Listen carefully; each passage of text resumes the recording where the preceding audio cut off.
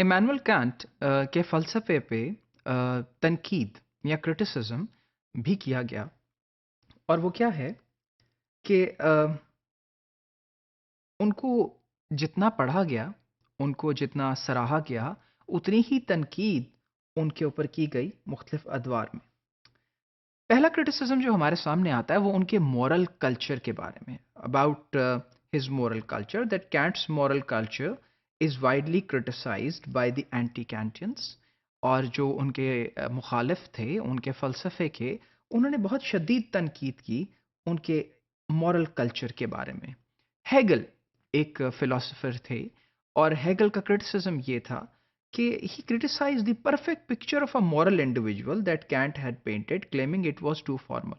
अब Emmanuel cantt जो एक मॉरल इंडिविजुअल की बात करते हैं कि अखलाकी इंसान की, जिसको अखलाकियात के मामले में जो कि बहुत जामे है, जो कि रैशनल है, जिसका सब कुछ मैक्सिम्स के ऊपर डेवलप हुआ है, तो उन्होंने कहा कि ये टू फॉर्मल है, ये बहुत ज़्यादा फॉर्मल है, इसमें गुंजाइश नहीं दी आपने किसी शख्स को थोड़ा सा भी रिलैक्स्ड वे में बिहेव करने की, या एक ऐसी पिक्चर की जिसमें नॉर्मली इंसान बिहेव करते हैं, क्योंकि हम सब हर वक्त मॉरलिटी का दामन नहीं थामे होते और कहीं ना कहीं कोई इन्फ्लुएंस, कोई चेंज ज़रूर आता है जो एक शख्स के ऊपर होता है।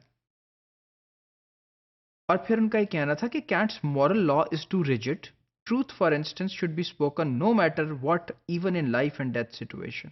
और उनका ये कहना था कि कैंट जिस मॉरल लॉ और लॉ ऑफ नेसेसिटी की बात करते हैं कि मोरालिटी का जो कानून है वो बहुत रिजिड है, बहुत सख्त है, उसमें गुंजाइश नहीं है। यहाँ तक कि वो ये कहते हैं कि सच बोलना बहुत ज़रूरी है, इवन कि सिचुएशन ज़िंदगी और मौत की ही क्यों ना हो। अब देखते हैं कि वो सिचुएशंस कैसे डिफरेंट हो सकती हैं और क्यों ये बहुत रिजिड है। फिर उसके बाद उनका ये कहना था कि यूनिवर्सैलिटी ऑफ मैक्सिम्स। अब जो मैक्सिम्स हैं, अगर आप को याद हो, मैक्सिम्स वो मॉरल वैल्यूज़ और लॉज हैं जो हम सब्जेक्टिवली अपने अंदर खुद डेवलप करते हैं। और कैंट का ये ख्याल था कि डिसिप्लिन और ओबीडियंस जो है वो मैक्सिम्स के ऊपर बेस्ड होनी चाहिए, यानी रूल्स ऑफ कॉन्डक्ट्स के अंदर, जो कि ओरिजिनेट होते हैं ह्यूमन बींग्स में बाय देमसेल्व्स, खुद ब खुद। अब कैंट की थ्योरी में morality rests on the assumption that all maxims are universal. However critics point out that it is not so. तनकीद निगारों का ये कहना है कि कैंट ये समझते हैं और ये कहते हैं कि जो मैक्सिम्स हैं जो हमारे अंदर ओरिजिनेट होते हैं ये यूनिवर्सल इन नेचर है, यानी तमाम दुनिया के इंसानों के लिए एक से हैं, उनके अंदर ये एक ही तरह से डेवलप होते हैं और ये एक ही तरह पाए जाते हैं। जबकि जो क्रिटिक्स हैं उनका ये कहना है कि ऐसा नहीं है, इससे तस्वीर यकसर मुख्तलिफ है, इंसानों पे और भी इन्फ्लुएंसेस होते हैं, उनके माशरे के, उनके रहन-सहन के, खाने-पीने के, उनके रिलिजन्स के और उनकी सोशल प्रैक्टिसेस के। Speaking the truth, for example, is a maxim of the moral law. However, our moral intuition may at certain times stop us from speaking the truth. अब अगर हम एक ट्रूथफुलनेस के मैक्सिम की बात करते हैं और ये कहते हैं कि ट्रूथ जो है वो एक मैक्सिम है मोरल लॉ का, तो हमारा बहुत दफ़ा जब हम सच बोलना चाहें और ये जानते हुए कि सच बोलना जो है उस पे मोरालिटी बेस्ड करती है, हमारी मोरल इंट्यूशन यानी मोरल इल्हाम हमें एक चीज़ का एक एहसास कई दफ़ा हमें सच बोलने से रोक देता है, हमें हमेशा सच नहीं बोलने देता। अगर वो किसी के लिए तकलीफ का बायस बने या किसी के लिए प्रॉब्लम का बायस बनना चाहे, तो बहुत दफ़ा हम अपने आप को रोक डालते हैं। तो मॉरल पैराडॉक्स है, ये मोरालिटी में ही शामिल है सच ना बोलना भी।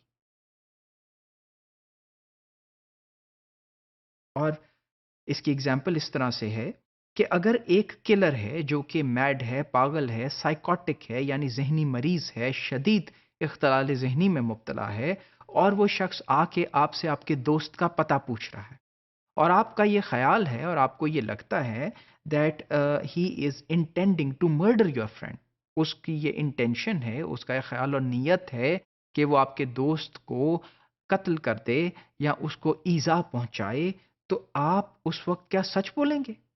यकीनन नहीं। आप झूठ से काम लेंगे दूसरे की जान बचाने के लिए।